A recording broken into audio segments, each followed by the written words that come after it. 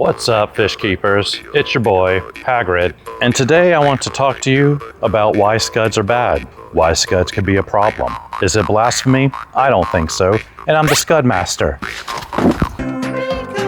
Scuds, the final frontier.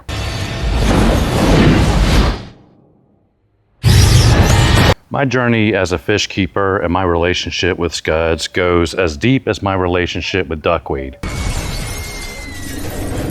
And much like duckweed, I've come at peace with it. Both of them have the capacity to change your fish keeping life. Before the scuds, I knew peace.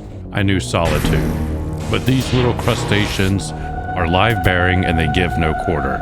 If I have healthy water, they will expand to it. They don't die when it freezes. They don't die when it's too hot. They do not eat any duckweed to spite me. They will die in the shade of duckweed from starvation.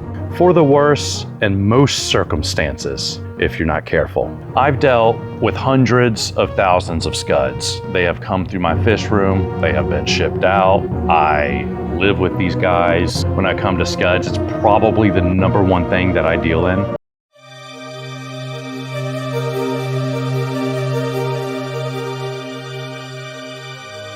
I'm okay with them touching me now. Really, they're just roly-polies. And I used to play with roly-polies when I was a kid until someone came up and told me they were born out of doo-doo. Like everything in fish keeping, you can get a lot of tension if you say, scuds are good. And then you can get a lot of tension if you say, scuds are bad. And it's the same thing with snails. And duckweed is, I love it. Nuance doesn't really sell on those YouTube channels. You have to be like, snails are the most awful thing.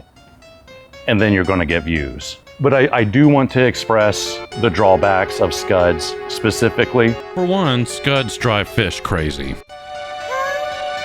Just like someone who's about to get into duckweed, I want to warn them that this item will change all of your fish tanks. The duckweed is 100% going to get stuck in your back molar. You're going to have to dig it out with your tongue, and you're going to realize that it kind of tastes like wet alfalfa sprouts. It's not pleasant. Scuds have a similar question your life kind of effect if you have a group of these little guys skittering across your arm hair. It really makes you wonder what you're doing with your time. There can be positives with scuds. They keep the rot down. If there's snails dying in your tank, if there's anything dying in your tank, the scuds are going to clean it up real fast. But the dwarf shrimp kind of do that already. They will compete for the same niche. The snails kind of do that already until they're getting eaten alive by the scuds. The main drawback of scuds is they gobble up all the plants in your tank. These little critters go absolutely bonkers on your plants. They're #1 in the plant eating world. And much like I thought duckweed was funny when I ran into it, I sprinkled 6 or 7 tanks with scuds, thinking that the guppies were going to immediately eat them. They did not eat them, and the scuds flourished. I used to have a constant supply of red shrimp, green shrimp, and then the scuds came. They hedged all of these shrimp out of the way. If I get predators that eat the scuds, they are absolutely going to eat the dwarf shrimp. And so in a shrimp breeding tank scenario, scuds blow. You're making a scud tank, great. Scuds are great. You're making a tank that's balanced and it has all kinds of creatures in it, including predators that keep the scud population down to the point where they're not going to openly eat plants in broad daylight, great. You want a shrimp breeding tank? No, scuds are bad. You want a snail breeding tank? No. You want a fish breeding tank? No. You want a tank with plants in it, in which the plants grow, and you're not necessarily seeking out little shark predators? Scuds are bad. Everything has nuance in it. I've got 6 or 7 tanks with scuds in them. I'm as happy as a clam. My journey to get to this point in this equilibrium was fraught with tons of information of pro scuds and anti-scuds. Now I do have a tank. It has plenty of hair algae. It has plenty of moss. And this is the tank that I keep my swordtails. They are absolutely vicious. They're like sharks. And I'm sure there's still scuds somewhere in the substrate. I would not take moss out of my swordtail tank and go put it in my shrimp tank because that's a ticking time bomb for my shrimp breeding tank. These fish can kind of keep the population down in 2 ways. 1, by eating them, and 2, by making them scared. It's like the study where they found out that the mice population is kept down by owls, not only because the owls are grabbing them, but because the mouse utopia is a little disrupted when all the mice know that there's predators above ground and they can't just go and have big mice meetups. Move your family. The scuds should decimate any algae, particularly hair algae, in your tank. They're not going to do it when they've got blimps of death hovering over them, just like the mice and the owl. I used to have Pilo moss. I used to have pearlweed by the globs. I used to have 3 or 4 different types of moss, and the scuds decided that that wasn't so important. And I realized the scuds will eat the plants last, but they're always going to grow to a large population that matches the water column, and they're always going to end up hungry on the other side. You either feed the colony or they starve, but if they starve, they're going to eat your plants first. But then if you feed them, the colony is going to get bigger and bigger, and as soon as you don't give it enough food, there's going to be a few starving. They're also going to eat your plants. They're going to eat your shrimp. They're going to eat your fry, your snails. Some people like it. When the plants started dying down on me, I really didn't know what was going on, and I researched and I researched. I thought I had some kind of nutrient deficiency. I was blaming the Aquarium Co-op liquid fertilizer, and I switched to another fertilizer and found out it was not Aquarium Co-op liquid fertilizer, it was the Scuds. I switched to Greg Sage's nutrients. You know, it comes in powder form. It's about 8 times the supply for the same cost as the Aquarium Co-op liquid fertilizer. But when you mix it with water and you put it in a jug, and then you keep it in your fridge, you've got probably a week or 9 days before a film starts growing on the inside of that jug. So when you create the fertilizer with the dry powder, create just enough that you can use in 7 days. And I emailed Greg Sage and I told him that it wasn't working. And he's, I was thinking about doubling it. You can double it and the shrimp will probably be safe. And I didn't get around to that till I realized that it was the scud infestation. I do want to try to do each individual nutrient one at a time. Eventually, I'm not at that stage yet. I've got too many things stacked up.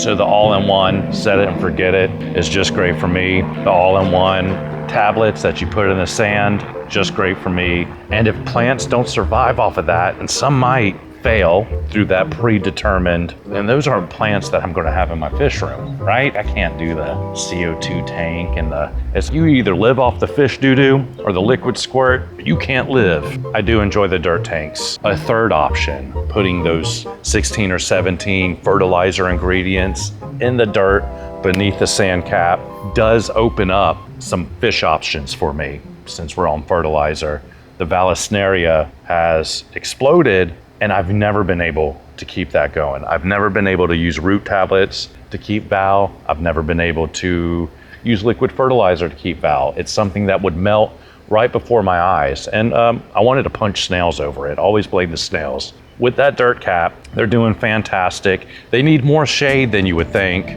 but now I have more Val than I know what to do with. So again, I always recommend try everything all at once, do it all. Mini tanks, boil your significant other slowly. 2 tanks can turn into 4, can turn into 6. Don't shock them with 50 right away.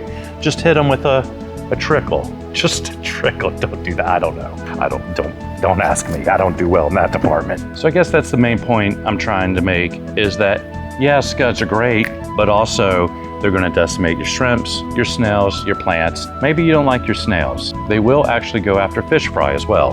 I see someone post online, what in the world is this little roly-poly object in my tank? Everyone is either get rid of them or hallelujah, you got scuds and you're so lucky. When people say hallelujah, they need to put a little asterisk in there. Now, of course, the ones I'm dealing with are North American scuds. They go from freezing temperatures to 110. There's 200 species that are encapsulated in the overall name scuds, but I'm talking about the ones that are probably the most prolific in our region, the ones that if you buy from an aquarium plant store and they keep those aquarium plants outside, a few of these guys are probably in there and they're going to hitch a ride. I use scuds as a food buffer for all of my fish that only want to eat live food. They are great. Snails are great.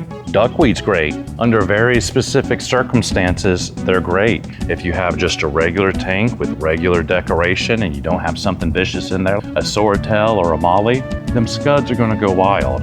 And then if you get a little piece of plant and you go put it in another tank that's a little more chill, those scuds are gonna go wild. They are life-changing in the fish room. Much like duckweed is life-changing, much like snails to a much lesser extent is life-changing. You can get a snail trap, put snail bait in it, and you could pull almost all of those snails out in just 1 or 2 swipes. The scuds, not so much. You can put food down there, and my scuds would be hungry at different times. So group A eats this day, group B eats this day. And so maybe I can grab some of group A, but then group B is gonna be there. And there's points where I sell so many of these that the tanks get so low on scuds that that's the closest I can get to getting rid of them. But they still bounce back with a vengeance. You can always use Old Faithful, which is copper sulfate for me. If you don't gotta worry about your plants, you don't need to worry about the scuds.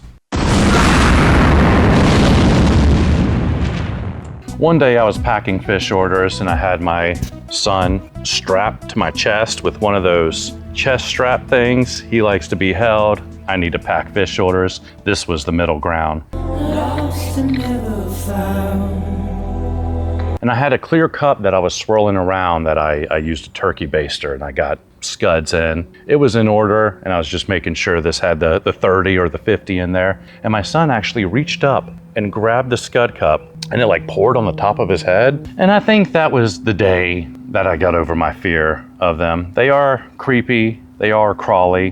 They're squirmy and wormy and purple and green, the grossest little creatures that you've ever seen. But I had to pick them out of his hair. Really, they're just roly-polies. If you have a starving betta, you're gonna be ecstatic to find one of these live guys that you can just grab and put in your betta tank. So as I eventually got the 10 or 15 scuds off of his little baby head and back into the cup, they're scuds blessed by a baby, I looked him in the face and I said, one day, my son, everything the light touches will be your kingdom. Until next time, fish keepers. Until next time.